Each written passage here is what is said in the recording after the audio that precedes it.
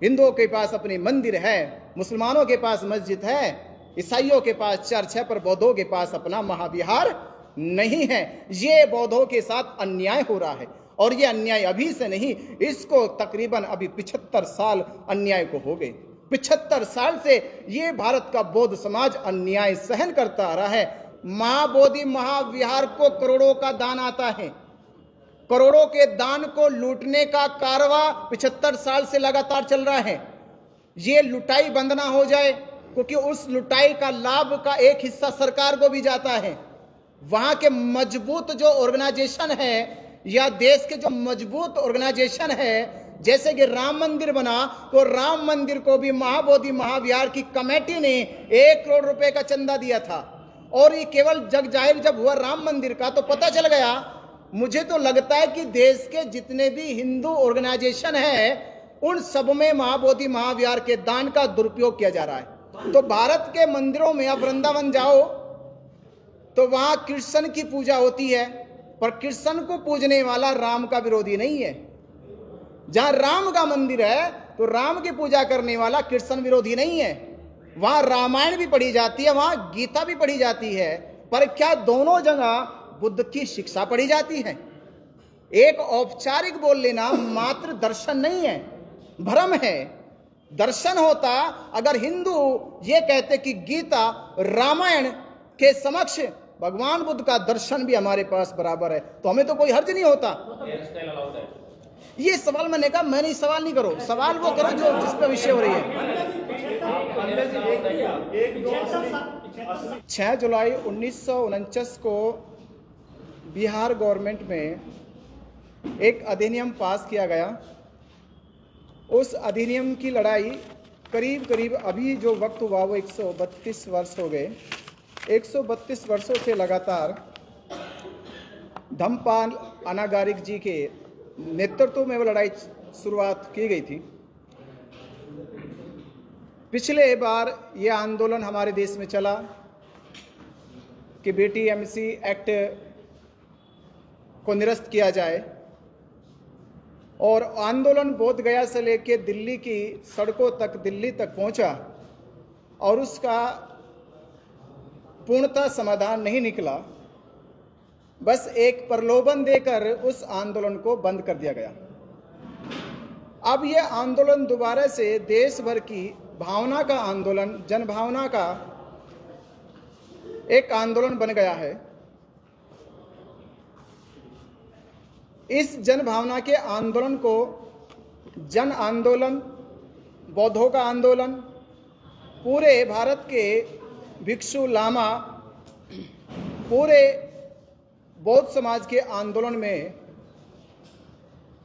एक सहभागिता सुनिश्चित करने के लिए कि देश का कोई भी राज्य, कोई भी शहर या बौद्ध धर्म को मानने वाले, चाहे वो महायानी हो, थेरवादी हो, या किसी और भी यान से वो ताल्लुक रखते हो, उन सब की श्रद्धा का और उनके मान्यताओं का एकमात्र केंद्र है महाबोधि महाविहार बोध गया। महाबोधि महाविहार 1949 में जो अधिनियम बना, उस अधिनियम के तहत 9 लोगों की एक कमेटी बनाई गई। 9 लोगों की कमेटी बनाई गई। 9 लोगों की कमेटी में 4 लोग बौद्ध अनुयायी या बौद्ध भिक्षु हो गए, और 4 लोग हिंदू हो गए, और 9वें व्यक्ति सरकार में जो मजिस्ट्रेट होगा उस गया डिस्ट्रिक्ट का, वो उसका चेयरमैन होगा। उस समय तो जब ये एक्ट बनाया गया तो चेयरमैन का कंपलसरी रखा गया कि वो हिंदू होना चाहिए। पिछले आंदोलन में ये अमेंडमेंट किया गया कि वो हिंदू होना जरूरी नहीं है, पर बात केवल अमेंडमेंट करने की नहीं थी। ये ना तो अनागारिक धम्मपाल के समय थी, ना ये बात जो पीछे आंदोलन चलाया हमारे पूरे भारत के भिक्षु संघ ने और उपासकों ने, ये बात तो भी अमेंडमेंट की नहीं थी। ये बात थी कि महाबोधि महाविहार बौद्धों को मिलना चाहिए। जिस प्रकार यरूशलेम में जो पूरी दुनिया के ईसाइयों का एकमात्र केंद्र है, मुसलमानों का मक्का मदीना में एकमात्र केंद्र है, वैसे ही दुनिया के बौद्धों का एकमात्र केंद्र जो है वो बोध गया है। बोध गया बौद्धों के पास नहीं है, तो इसका अर्थ यह हुआ कि बौद्धों की अपनी कोई ताकत नहीं है, कोई वजूद नहीं है। जब हम जिस धर्म का पालन करते हैं, जिसके हम नियमों में बंद कर चलते हैं, हमारे पास अपना धार्मिक स्थल ही नहीं है जहां जाकर हम आज़ादी से वहाँ बुद्ध के समक्ष वंदन कर सके, वहाँ बुद्ध की बात कर सके। जाते तो है ये सोचकर कि हम महाबोधि महाविहार जा रहे हैं, पर वहाँ पर देखने को मिलता है कि वहाँ महाबोधि महाविहार की बगल में ही शिवलिंग है, गणेश जी की मूर्ति है, पंडित पुरोहित वहाँ पे पिंडदान श्राद्ध का हर वर्ष कार्यक्रम रखते हैं। तो ये बड़ा हमें दुख होता है, जबकि ऐसा किसी भी, ना तो गुरुद्वारे पे ऐसा होता है, ना मस्जिदों में होता, ना चर्चों में होता, और हमारे बुद्ध विहार पे ये ऐसा होता है। तो हमने अब ये कॉन्फ्रेंस इसलिए बुलाई गई है कि ये आंदोलन जो शुरुआत हुआ है, स्टार्ट हुआ है, ये आगे चलकर पिछले आंदोलन की तरह रुक ना जाए, ये जन आंदोलन बने और इस आंदोलन में देश भर के भिक्षुओं का, लामाओं का, बौद्ध उपासकों का नेतृत्व इसमें सुनिश्चित होना चाहिए। जो लोग इस आंदोलन को अपने कंधों पे लेना चाहते, रख कर चलना चाहते हैं, इसमें अपनी आहुति देना चाहते हैं, वो इस आंदोलन का हिस्सा बन जाए, जिसमें उनकी मांग यही प्रथम मांग रहेगी कि हमें बीटीएमसी एक्ट 1949 को पूर्ण रूप से निरस्त कर दिया जाए। कोई अमेंडमेंट नहीं, कोई सुधारी की गुंजाइश नहीं, कोई और प्रलोभन नहीं, बस एक ही बात है। इस आंदोलन का पूरा एक ही उद्देश्य है कि महाबोधि महाविहार को, उसके नियंत्रण को, जो अभी तक अधिनियम बना के चलाया जा रहा था, वो अधिनियम पूरी तरह से निरस्त हो जाए।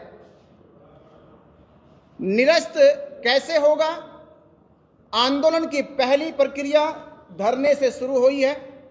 पहला, हमने सरकार पे एक अपनी बात को पहुंचाने के लिए धरना प्रदर्शन, जिसको आज 23 दिन हो गए हैं, 23 दिन का धरना प्रदर्शन जो बोध गया में चल रहा है। 17 दिन वो धरना प्रदर्शन महाबोधि महाविहार के सामने जो एक बाउंड्री वॉल थी, उस बाउंड्री वॉल में चल रहा था। सरकार को जब लगने लगा कि ये आंदोलन अब रुकने वाला नहीं है, ये बढ़ता ही जा रहा है, इसका रूप और बढ़ता ही जा रहा, मजबूत होता जा रहा है, तो उन्होंने रात के 1 बजे बौद्ध भिक्षुओं को डराकर, धमकाकर, भ्रम फैलाकर कि आप लोग बीमार हैं, आपको इन्फेक्शन हो गया है, इस बहाने से उनको हॉस्पिटल ले जाया गया और हॉस्पिटल ले जाकर उन्हें वहाँ पूरा रात, पूरा दिन वहाँ पे रखा। अगले दिन, उस समय तक हम वहीं थे, मैं करीब धरना प्रदर्शन में 5 दिन बिता कर आया, और 5 दिन बीतने के बाद जो एहसास हुआ कि ये आंदोलन आगे कमजोर ना पड़े, तो हमें पूरे अखिल भारतीय भिक्षु संघ, अन्य उपासक संघों का, या देश के सभी जितने भी अलग अलग हमारे संगठन हैं जो बौद्ध धर्म का प्रचार प्रसार करते हैं, उन सबकी भागीदारी इसमें सुनिश्चित हो जाए, जिससे कि ये आंदोलन जन आंदोलन बन जाएगा। फिर हम ये नहीं कह सकते कि ये आंदोलन किसी विशेष संगठन का है, ये आंदोलन किसी विशेष व्यक्ति का है। ये आंदोलन है उन करोड़ों लोगों का, जिन करोड़ों लोगों की आस्था, श्रद्धा महाबोधि महाविहार में है, वो अपनी आहुति इस आंदोलन को दे, और उनकी इस आहुति का बल होगा कि महाबोधि महाविहार जल्द ही मुक्त कराया जाएगा। तो इस उद्देश्य को लेकर आपको बुलाया गया। अब इसकी प्रक्रिया, पहला धरना, दूसरा हमने घोषणा करी थी वहीं से, बोध गया से कि हम अब इसको दूसरे चरण की ओर ले जाने की कोशिश कर रहे हैं। दूसरा चरण का मतलब है कि हम 1 अप्रैल से पूरे भारत में, आप मीडिया के माध्यम से भी कह रहे हैं कि पूरे भारत में से जो लोग चाहते हैं कि महाबोधि महाविहार मुक्त होना चाहिए, जिस प्रकार हिंदुओं ने एड़ी से लेके चोटी तक की जान लगाई, हर एक तरह के माध्यमों अपनाए उन्होंने, और उन्होंने वो मंदिर बना लिया जहां कोई अवशेष भी नहीं था। हमारा तो पूरा जिंदा खड़ा है, पूरी इमारत है, और इमारत जिंदा में हम प्रवेश नहीं कर पा रहे। तो दूसरा चरण है कि हमने 1 अप्रैल से पूरे भारत में ये आह्वान किया बोध गया से, और यहाँ आपके मीडिया के माध्यम से भी कर रहे हैं कि पूरे देश के लोग 1 अप्रैल से पद यात्राएं, बाइक यात्राएं, कार यात्राएं, जो भी साधन है, उस साधनों से वो बोध गया में बुद्ध पूर्णिमा, जो पूरी दुनिया के लिए सबसे पवित्र पर्व है, बुद्ध पूर्णिमा इसलिए मनाई जाती है, सबसे 3 तारीखों में 1 तारीख विशेष है। बैसाख पूर्णिमा की 3 तारीखें हैं, सिद्धार्थ का जन्म, सिद्धार्थ को संबोधि, और बुद्ध का महापरिनिर्वाण। पर इन 3 तारीखों में जो विशेष तारीख है वो है संबोधि। अगर संबोधि ना होती तो जन्म भी याद ना करते और ना ही उनका महापरिनिर्वाण याद किया जाता। तो विशेष तारीख है संबोधि, और संबोधि का स्थान है बोध गया। संबोधि का स्थान है बोध गया। तो देश भर के बौद्धों को, पूरे भिक्खु संघ को इस बार की बुद्ध पूर्णिमा मानव तथागत बुद्ध को समर्पित कर दे, तथागत बुद्ध को समर्पित कर दे कि इस बार की बुद्ध पूर्णिमा पूरा देश, पूरा बौद्ध समाज, पूरा भिक्खु संघ इस बार की बुद्ध पूर्णिमा बोध गया में मनाए। ये संकल्प अगर हमने ले लिया और ये शुरुआत हो गई, क्योंकि आंदोलन तब मजबूत होता है जब उसका दबाव सरकार पे पब्लिक बन जाए। तो पब्लिक के दबाव कैसे बनेगा? जब आप एक जगह सेंट्रलाइज हो जाए। एक दिन चुन लिया बुद्ध पूर्णिमा, तो बुद्ध पूर्णिमा पर देश भर से लाखों लोग पहुंच जाएंगे। उस दिन बिहार सरकार के मुख्यमंत्री जी, राज्यपाल जी वहीं रहते हैं। उस समय हम अपनी मांग उनके समक्ष रखेंगे।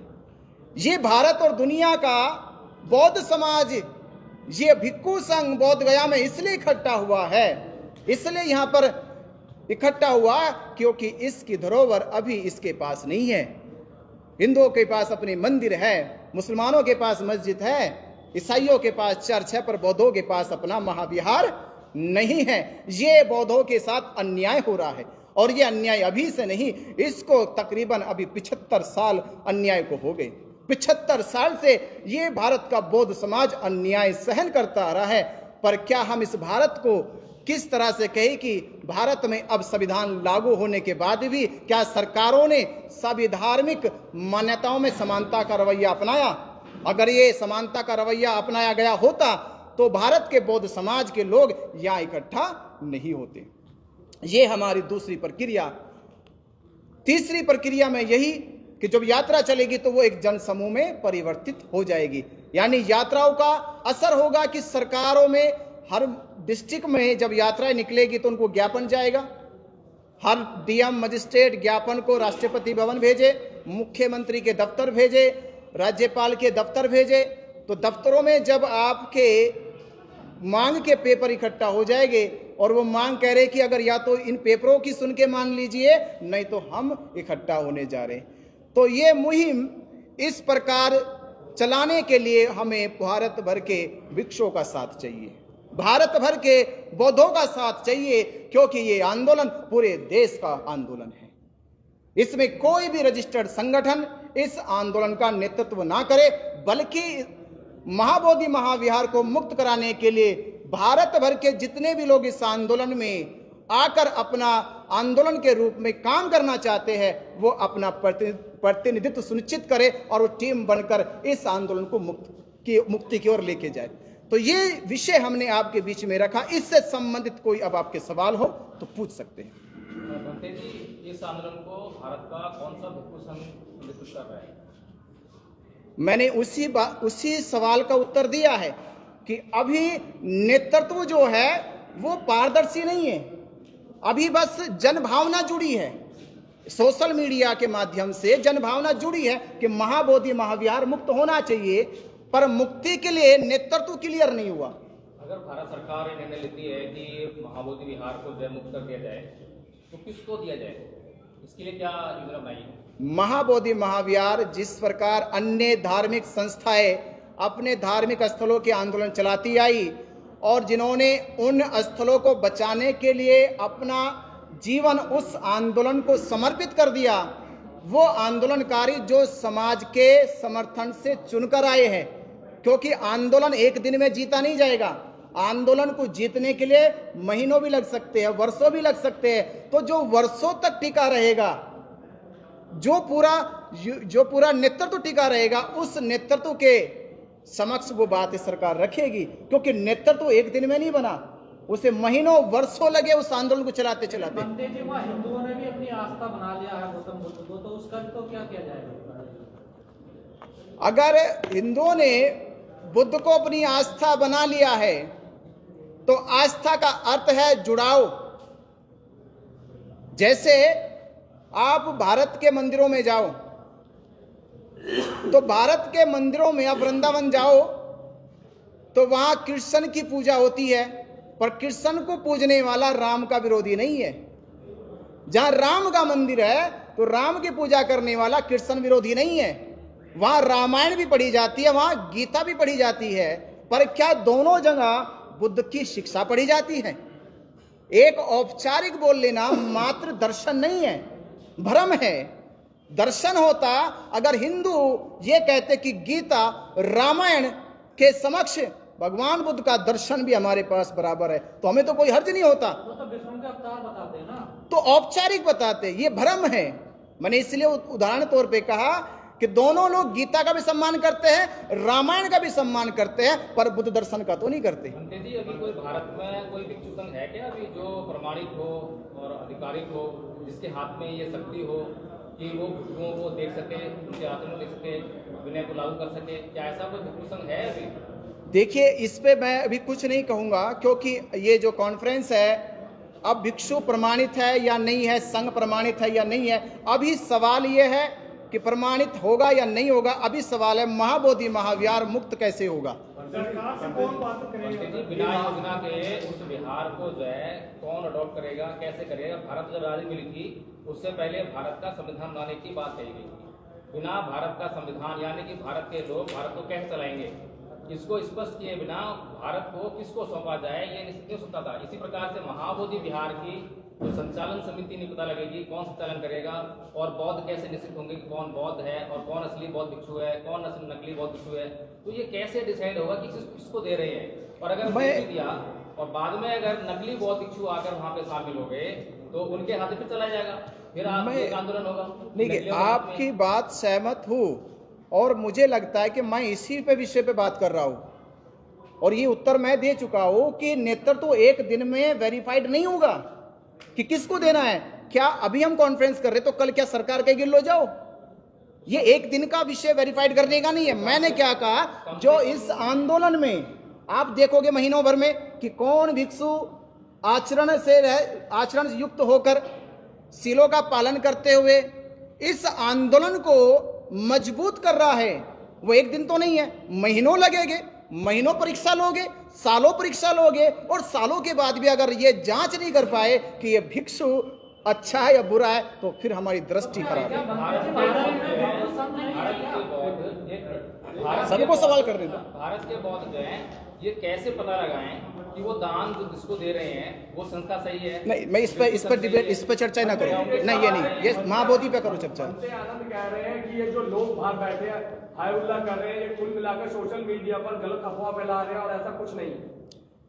तो उनसे मीडिया को पूछना चाहिए था।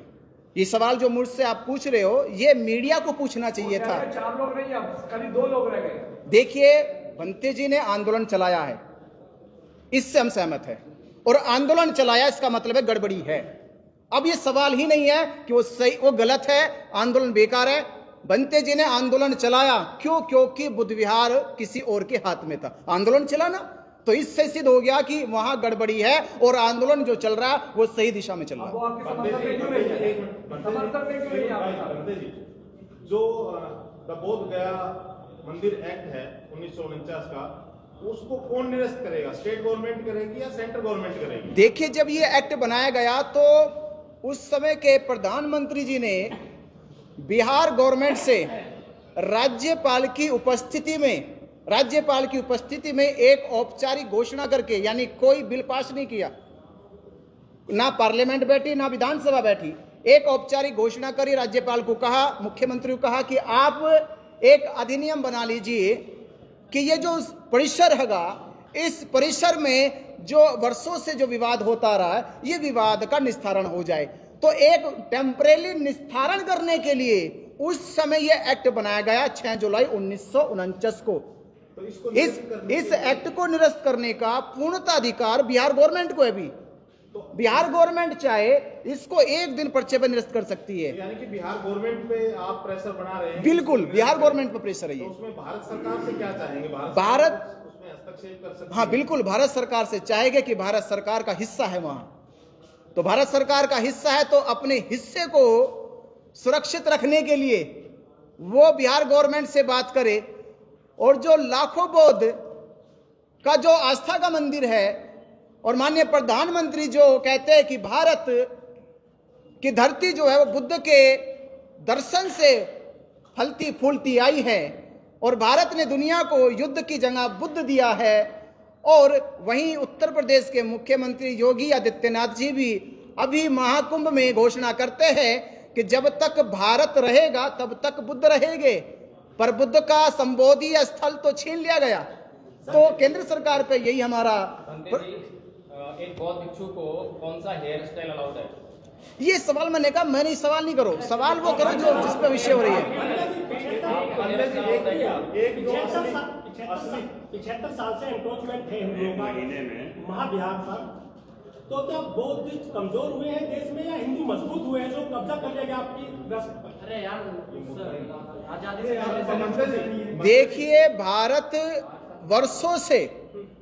वर्षों का मतलब है जब तथागत बुद्ध का महापरिनिर्वाण हो गया और भारत में 7वीं 8वीं सदी में पाल साम्राज्य का पतन हो चुका था, तो तकरीबन अब अगर हम बात करें तो 1200 वर्षों से लगातार उसी कम्युनिटी का भारत पे एक प्रतिनिधित्व चल रहा है, जिसका इंटरफेयर भारत की हर एक संस्थाओं में है। क्या चंदे का भी कुछ मामला हो सकता है? देश से चंदा मिलता है तो अंतर्राष्ट्रीय मुद्राएं वहां पे आती हैं, बिहार सरकार थोड़ा इस वजह से उसको नहीं छोड़ना चाहती। बिल्कुल, ये सत्य है, चंदा आता है। ये सत्य है कि भारत से नहीं पूरे विश्व से महाबोधि महाविहार को करोड़ों का दान आता है।